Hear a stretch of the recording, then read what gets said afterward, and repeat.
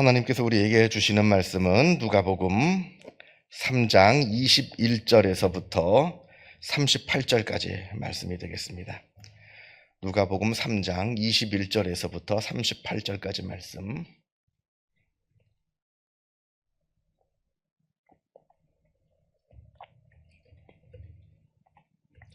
누가복음 3장 21절에서부터 마지막 38절까지 말씀. 다 같이 한 목소리로 읽겠습니다. 백성이 다 세례를 받을새 예수도 세례를 받으시고 기도하실 때에 하늘이 열리며 성령이 비둘기 같은 형체로 그의 위에 강림하시더니 하늘로부터 소리가 나기를 너는 내 사랑하는 아들이라 내가 너를 기뻐하노라 하시니라. 예수께서 가르치심을 시작하실 때에 30세쯤 되시니라.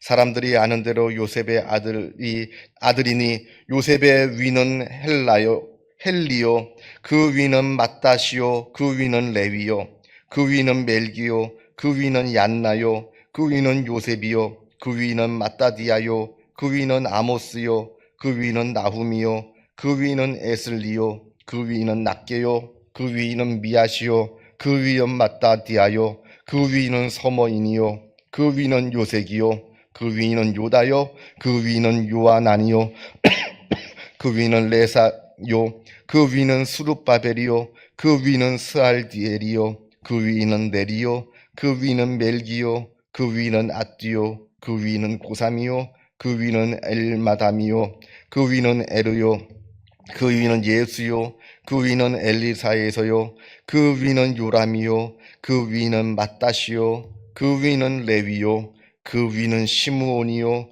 그 위는 유다요, 그 위는 요셉이요, 그 위는 요남이요, 그 위는 엘라아감이요, 그 위는 멜라아요, 그 위는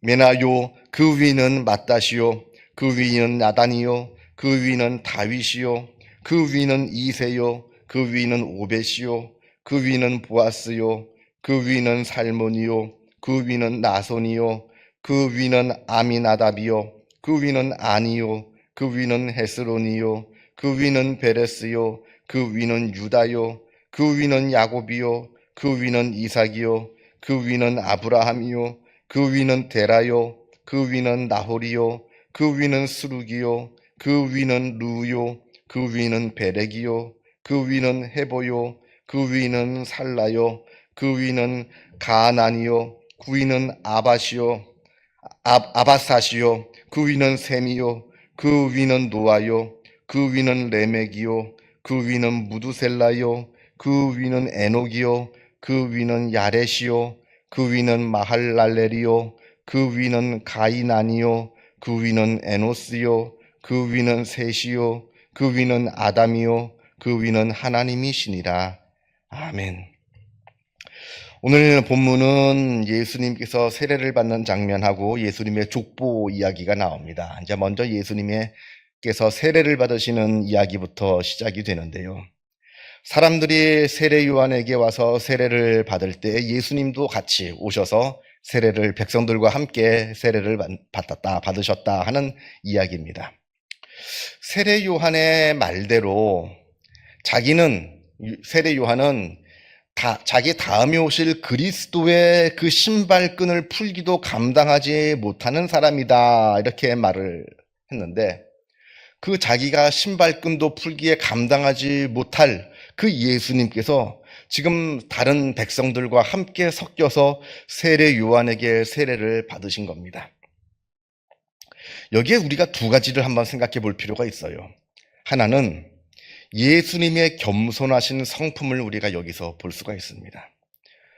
사람들의 마음 가운데는 자기가 어떤 특별한 대우를 받고 싶어 하는 마음을 갖고 있습니다. 누구나 다른 사람들이 나를 좀 특별하게 좀 대우해 주었으면, 그래서 뭐 VIP 그러잖아요. VIP. 그래서 뭐 주차장도 VIP 주차장, 뭐 VIP 이렇게 돼 있습니다. 그런데 가는 걸 좋아해요.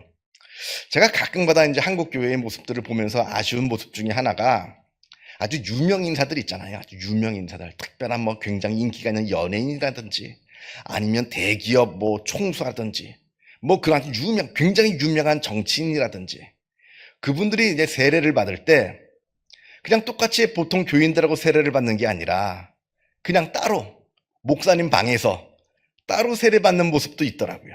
전 참 그걸 보면서 아니 예수님도 다른 사람들하고 섞여가지고 세례 요한한테 세례를 받았는데 뭐 자기가 대기업 총수니 자기가 무슨 유명 연예인이니 하더라도 자기가 예수님보다 더 높은 사람입니까? 뭐 특별한 사람입니까? 왜 저렇게 해야 되는가 하는 그 아쉬운 마음도 있는데 어쨌든 보면 모든 사람들은 자기가 특별한 대우를 받기를 원합니다. 구약 성경에 보면 나만 장군 같은 사람이 대표적인 모습이잖아요. 아람의 대장군 아만이 나병에 걸려가지고 이스라엘에 지금 엘리사에게 찾아왔는데 엘리사가 나아만 장군에게 뭐 직접 만나주지도 않고 그냥 사환을 시켜서 저 요단강에 내려가셔서 목욕을 7번 하면 낫겠습니다. 이러니까 나아만 장군이 화가 나가지고 아니 도대체 내가 누군데 내가 아람 대제국의 아주 이 국방을 책임지고 있는 내가 국방부 장관이요 이 왕의 안위를 지키는 시위대장인데 네가 뭔데 나한테 직접 와가지고 나를 직접 아련하고 내 얘기를 좀 듣고 그러십니까? 그러면서 정성껏 두 손을 모아가지고 내 머리에 안수하고 하나님께 뭐 기도하고 그러지도 않고 나를 만나주지도 않고 저 요단강 냇물 같은 우리나라는 더 큰 강도 있는데 그 강에 가서 7번 씻으라고 하느냐 아주 거기서 아주 뭐 화를 내는 모습을 우리가 보고 있는데 이겁니다. 도대체 내가 누군데 사실 내가 누군데 하기 시작하면 예수님이 최고죠.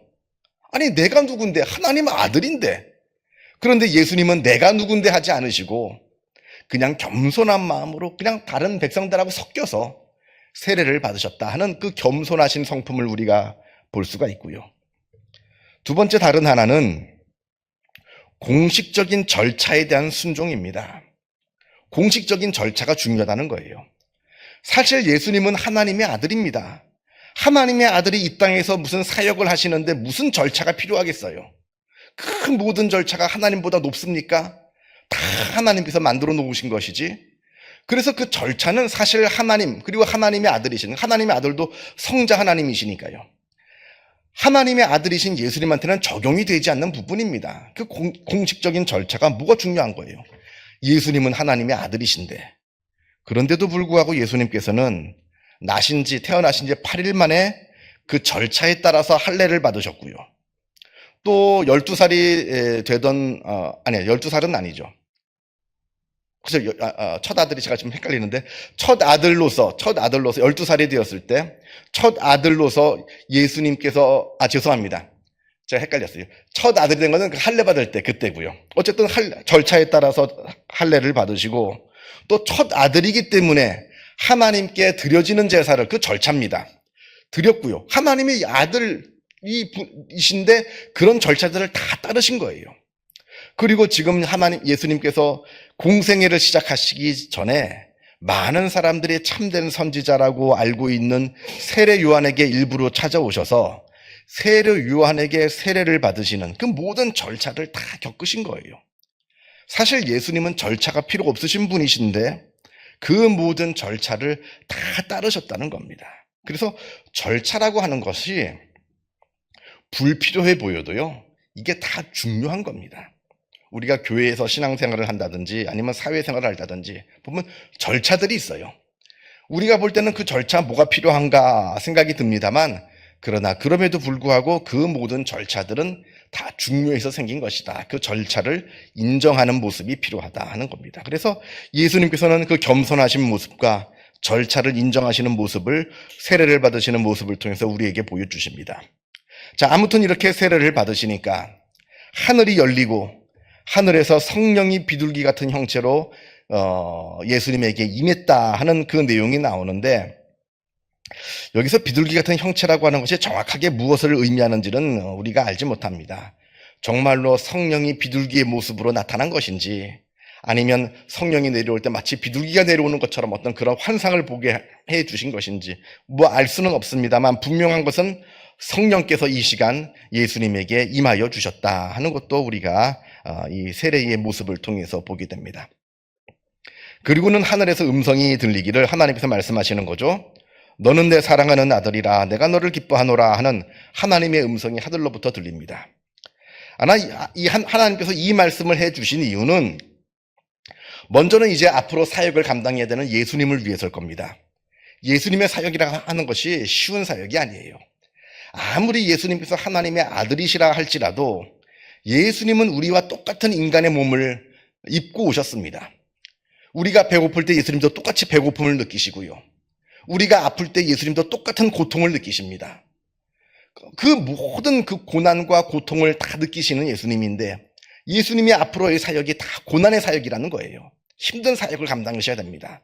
그러니까 하나님께서 예수님을 위로하시고 또 격려하시기 위해서 너는 내 사랑하는 아들이라 이렇게 말씀하여 주셨을 것이다. 이렇게 우리가 추측할 수 있고요. 두 번째는 주변에 있는 사람들에게 지금 여기서 세례받고 있는 이 예수라고 하는 사람은 하나님의 아들이다라고 하는 것을 다른 사람들에게 일러주시기 위해서, 특별히 세례 요한에게, 물론 세례 요한이 예수님께서 그리스도이심을 압니다. 이미 알고 있습니다만 그러나 더 분명하게 세례 요한, 그리고 그 세례 요한뿐만 아니라 그 주변에 있는 사람들에게 분명하게 지금 세례를 받고 있는 이 예수는 그냥 나사렛 출신 평범한 청년이 아니라 하나님의 아들로서 이 땅을 구원하러 오신 구세주 그리스도이시다라고 하는 것을 하나님께서 말씀하여 주시는 겁니다. 그래서 모든 사람들이 그렇게 알고 있으라 이렇게 하나님께서 알려주시는 겁니다. 그래서 이제 우리가 이제 세상을 살면서 우리도 이제 뭐 예수님은 아닙니다만 우리도 하나님의 자녀잖아요. 하나님께서 우리를 자녀 삼아 주셨습니다. 내가 하나님의 자녀다라고 하는 이 내 자의식, 내 정체성을 분명하게 아는 것은 굉장히 중요합니다. 이게 내 영적인 자존감을 높여줍니다. 내가 하나님의 자녀다라고 하는 이 확신이 내 영적인 자존감을 높여준다 하는 겁니다. 내 영적인 자존감이 높아지면 세상에서 당하고 있는 여러 많은 힘든 일과 어려운 일들을 극복할 수 있는 힘을 얻게 됩니다. 내가 자존감이 떨어지면요, 똑같은 일이라 할지라도 그게 더 힘들게 나에게 다가옵니다. 똑같은 일이라 하더라도 자존감이 높은 사람은 그 일을 견뎌낼 힘을 얻게 되는데 자존감이 떨어지는 사람은 그 어려운 일에 그냥 쓰러지고 맙니다. 그래서 내 마음 가운데 자존감이 세워지는 것은 굉장히 중요한데 그 자존감을 어떻게 세우냐? 바로 내가 하나님의 자녀라고 하는 거예요. 내가 하나님의 자녀이다라고 하는 이 자존감만큼, 이것만큼 내 자존감을 높여줄 수 있는 것은 없습니다. 나는 하나님의 자녀이다, 하나님으로부터 사랑받는 존재이다 하는 이 자존감이 굉장히 중요한데 예수님에게 지금 하나님께서 그 말씀을 해주시는 겁니다. 자, 이제 이렇게 예수님께서 세례 받으시는 것은 이렇게 끝이 나고요. 23절부터 예수님의 족보가 나오는데 먼저 이제 예수님의 족보가 나오기 전에 먼저 23절을 보면 예수님께서 가르치심을 시작하실 때 나이가 30세쯤 되었더라 이렇게 언급이 되어 있습니다. 이게 다른 성경에는 나오지 않습니다. 딱 누가복음 여기에만 나옵니다. 우리가 예수님을 30살에 사역을 시작하셔서 33살에 3년여 사역을 하시고 33살에 돌아가셨다라고 하는 것을 어떻게 아느냐? 누가 때문에 아는 겁니다. 누가가 알려줘서 아는 것이지 누가가 그 얘기를 안 했으면 예수님께서 뭐 몇 년생이신지 뭐 언제 뭐 사역을 시작하셨는지 알 수가 없어요. 근데 누가는 우리가 처음 누가복음을 시작할 때 제가 말씀드린 것처럼 역사가입니다. 의사이기도 하지만 역사가예요. 그러니까 이런 역사적인 정보들을 굉장히 자주 언급을 합니다. 아주 고맙죠. 그래서 예수님께서 30살쯤에 공생애를 시작하게 되었다 하는 것을 우리가 이제 알게 됩니다. 그리고는 이제 23절 하반부부터 예수님의 족보가 나오기 시작하는데 성경에는 예수님의 족보가 두 번 나옵니다. 한 번은 마태복음, 그리고 한 번은 누가복음. 그래서 마태복음 족보는 아브라함 때부터 예수님까지 밑으로 순차적으로 이렇게 위에서부터 밑으로 이렇게 내려오는 족보인 반면에 누가복음에 나오는 이 족보는 밑에서부터 예수님에서부터 하나님까지 위로 쭉 올라가는 족보입니다. 그래서 이렇게 쭉 올라가는 족보이다라는 것을 우리가 이제 기억하면 좋겠고요. 자, 이 족보에 보면 우리가 이제 보게 되는 것은 수많은 사람들의 이야기가 나옵니다. 수많은 사람들의 이름이 나옵니다. 그래서 이름을 쭉 우리 같이 읽었는데요. 우리가 보면 이 이름에서 다윗이나 야곱이나 이삭이나 아브라함이나 노아나 뭐 이런 우리가 잘 아는 아주 믿음에 아주 뛰어난 믿음의 영적인 그런 아주 뛰어난 믿음의 사람들의 이름들도 나옵니다만 처음 우리가 들어보는 이름들도 나옵니다. 발음하기도 힘들어요. 그냥 처음 아는 이름 모를 평범한 사람들의 이름도 아주 여러분들의 이름들이 나옵니다. 자, 우리 이때 한번 생각해 봅시다. 이 처음 뭐 이름도 들어보지 못한 이분들이 자기 후손으로 그리스도가 오실 줄을 알았을까요? 물론 아브라함 같은 사람이나 다윗 같은 분이나 훌륭한 분들이야 하나님께 아주 뭐 약속을 들었으니까 알고 있었겠습니다만 이분들이 자기 후손에 정말로 그리스도가 오실 줄을 알았을까요? 그냥 평범한 사람들입니다. 평범한 사람들인데 자기의 이름이 성경에도 실리고요. 자기가 그리스도의 조상이 되는 큰 영광을 얻게 되었다는 겁니다. 그냥 평범하게 살았어요. 그냥 평범하게 살았음에도 불구하고 내 후손으로 예수 그리스도께서 태어나신 겁니다. 엄청난 사건이 태어난 겁니다. 우리가 이분들이 정확하게 어떠한 삶을 살았을지는 우리가 알지 못합니다만 모르긴 몰라도 그냥 평범하게 살았을 거예요. 그러나 아마 성실하게 살았겠죠. 믿음 안에서 잘 살았겠죠. 아마 믿음을 갖지 못했으면 아마 이 족보에 오르지도 못했겠죠. 어쨌든 그러나 믿음 안에서 평범하게 그냥 자기의 삶 가운데 성실하게 잘 살았습니다. 그럼에도 불구하고 하나님께서 그 평범한 사람을 이렇게 영광스럽게 올려주셨다는 겁니다. 큰 영광을 하나님께서 만들어주신 거예요. 그러니까 우리의 삶도 마찬가지입니다. 평범해요. 우리가 무슨 뭐 대단한 뭐 엄청난 대기업의 뭐 총수이기 합니까? 뭐 엄청난 뭐 정치가입니까? 뭐 엄청난 인기가 있는 뭐 유명 연예인입니까? 아니면 뭐 대통령입니까? 우리는 그냥 평범한 삶을 사는 사람이에요. 그러나 이 평범한 삶 가운데 하나님께서 임하시면 우리의 삶을 하나님께서 굉장히 가치 있는 삶으로 만들어 주신다 하는 겁니다. 가치 있는 삶, 이거는 우리가 무슨 뭐 대단한 돈을 벌고 대단한 지위에 올라가고 엄청난 영웅적인 업적을 남기고 그래야만 우리가 가치 있는 삶을 살아가는 것이 아니라 우리가 하나님 안에서 내가 하나님의 자녀됨을 확인하면서 하나님께서 맡겨주신 우리의 삶을 성실하게 살아가면서 갈 때 그때 우리의 삶은 아주 가치 있고 소중한 삶이 된다 하는 그 교훈도 우리가 이 족보를 통해서 배우게 된다 하는 겁니다. 그래서 이 내용들 기억하시면서 우리에게 삶을 주신 하나님께 감사하면서 하나님의 은혜 안에서 믿음 안에서 더욱더 우리들의 삶을 가치 있게 만들어 가시는 주님의 귀한 백성들이 되시기를 바랍니다.